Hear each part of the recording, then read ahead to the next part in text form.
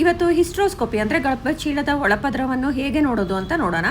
ಇಲ್ಲಿ ಕಾಣ್ತಾ ಇರೋ ತೂತ್ ಏನಿರುತ್ತೆ ಇದಕ್ಕೆ ಇಂಟರ್ನಲ್ ಆಸ್ ಅಂತ ಹೇಳ್ತೀವಿ. ಸೊ ಹಿಸ್ಟ್ರೋಸ್ಕೋಪ್ ಅಂದರೆ ಅದು ಟೆಲಿಸ್ಕೋಪ್ ಥರ ಇರೋಂಥ ಮಿಷಿನ್ನ ನಾವು ಒಳಗಡೆ ಹಾಕಿದಾಗ ಸೊ ಈ ಥರ ಕಾಣುತ್ತೆ. ಸೊ ಇದನ್ನು ನಾವು ಗರ್ಭಚೀಲದ ಒಳಪದರ ಎಂಡೋಮೆಟ್ರಿಯಮ್ ಅಂತ ನಾವೇನು ಹೇಳ್ತೀವಿ ಅದನ್ನು ಸ್ಟಡಿ ಮಾಡಲಿಕ್ಕೆ ನಾವು ಈ ಪ್ರೊಸೀಜರ್ನ ಮಾಡೋದು. ಸೊ ಎಡಗಡೆ ಈ ಕಡೆ ಕಾಣ್ತಾ ಇರೋದು ಅದು ಎಡಗಡೆದು ಹೋಲ್, ಅದು ಈ ಕಡೆ ಕಾಣ್ತಾ ಇರೋದು ಬಲಗಡೆ ಹೋಲು. ಸೊ ಈ ಹೋಲ್ಸ್ ಏನಿರುತ್ತೆ ಇಲ್ಲಿಂದನೇ ಟ್ಯೂಬು ಅಟ್ಯಾಚ್ ಆಗೋದು ಗರ್ಭಚೀಲಕ್ಕೆ. ಸೊ ಈ ಗುಲಾಬಿ ಕಲರ್ ಎಲ್ಲ ಕಾಣ್ತಾ ಇರೋದು ಮತ್ತು ಇಲ್ಲಿ ತೇಲಾಡ್ತಾ ಇರೋ ಟಿಶ್ಯೂ ಎಲ್ಲ ಏನಿದೆ ಅದು ಎಂಡೋಮೆಟ್ರಿಯಮ್ ಅಂದರೆ ಗರ್ಭಚೀಲದ ಒಳಪದರ, ಅದ್ರ ಲೈನಿಂಗ್ ಅಂತ ನಾವೇನು ಹೇಳ್ತೀವಿ. ಇದು ಇಂಪ್ಲಾಂಟೇಷನ್, ಈ ಎಂಬ್ರಿಯೋ ಕೂತ್ಕೊಂಡು ಪ್ರೆಗ್ನೆನ್ಸಿ ಆಗಲಿಕ್ಕೆ ಇದು ತುಂಬಾ ಮುಖ್ಯ. ಈ ಥರ ಏರ್ ಬಬಲ್ಸು ನಾವು ಸಲೈನ್ ಹಾಕಿರ್ತೀವಿ ಅಂದರೆ ನೀರು ಹಾಕಿರ್ತೀವಿ ಈ ಗರ್ಭಚೀಲ ಎಕ್ಸ್ಪ್ಯಾಂಡ್ ಆಗಲಿಕ್ಕೆ. ಹಾಗಾಗಿ ಈ ಥರ ವಾಟರ್ ಬಬಲ್ಸ್ ಕೆಲವೊಂದು ಸತಿ ನಮಗೆ ಕಾಣುತ್ತೆ.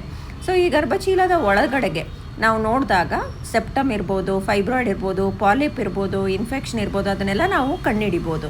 ಸೊ ಇದನ್ನು ನಾವು ಶಾರ್ಟ್ ಜನರಲ್ ಅನಸ್ತೀಸಿಯಾದಲ್ಲಿ ನಾವು ಮಾಡೋಂಥ ಪ್ರೊಸೀಜರ್ ಇದು. ಇಲ್ಲಿ ಕಾಣ್ತಾ ಇರೋದು ನಾರ್ಮಲ್ ಯೂಟ್ರಸ್ ಮತ್ತು ಎಂಡೋಮೆಟ್ರಿಯಮ್.